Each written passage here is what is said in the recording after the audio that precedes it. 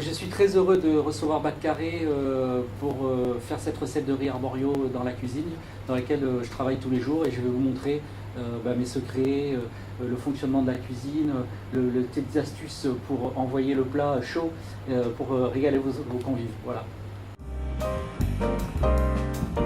Pour la recette du risotto arborio Saint-Jacques et Camarón, donc forcément il faut du riz. Donc le riz arborio, c'est un riz qui vient de l'Italie du Nord.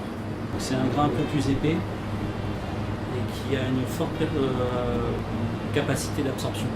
Pour le riz arborio, donc on a besoin d'un oignon, on a besoin de bouillon de volaille, donc, on a besoin de sel, de poivre, un peu d'huile d'olive, du vermouth, du noyer pâte, comme vous voulez, c'est presque la même chose. Un peu de crème et puis forcément donc, des camarons, alors plutôt des camarons d'une belle taille.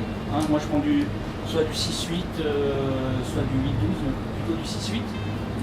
Et puis des Saint-Jacques. Voilà, des Saint-Jacques, alors des Saint-Jacques, plutôt des Saint-Jacques sans le corail. Donc le parmesan, on est dans l'Italie. Donc le parmesan, ça ne s'achète pas en poudre, ça s'achète en bloc. Une casserole, alors je tiens à préciser quand même une casserole plus large que haute. Premier cours, première étape pour le risotto, donc l'oignon, on va ciseler l'oignon. Pour le faire revenir dans un petit peu d'huile d'olive. Donc voilà, je vous montre comment on coupe l'oignon. Donc on le coupe dans la verticale, on cisèle, hein, donc façon horizontale, pas jusqu'au bout. On tourne avec la pointe du couteau. Voilà. Et après on finit de ciseler.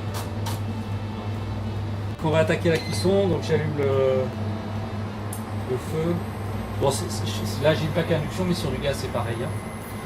Donc un petit peu d'huile d'olive. Alors n'hésitez pas à mettre un petit peu d'huile d'olive quand même au départ, parce que le riz a besoin quand même d'être nourri pour nacrer. Donc on met un oignon qu'on va laisser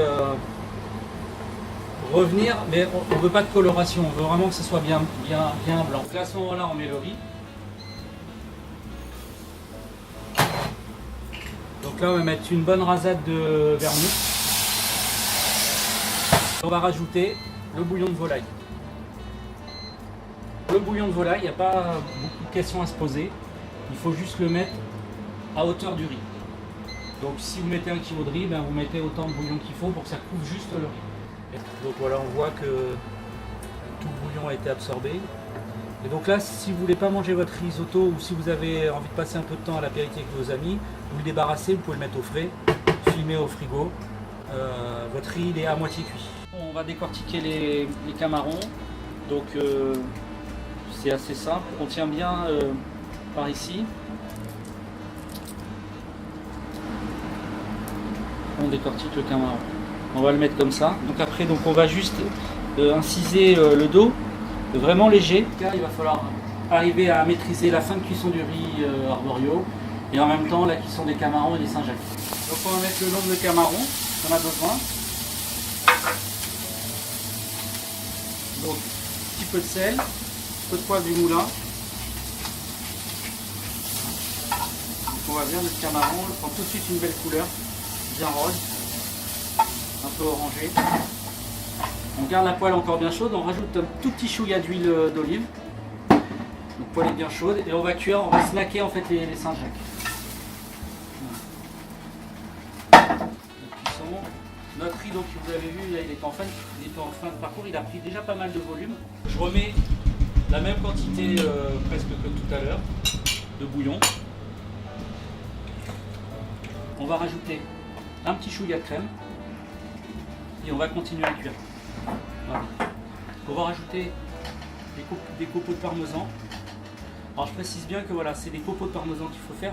Si vous mettez du parmesan en poudre, on n'aura pas le goût réellement du parmesan. On va rajouter un tout petit peu de bouillon de volaille pour qu'il ne soit pas trop tendu et après on va le dresser. Comme on est quand même en Italie, une petite vinaigrette à base de balsamique.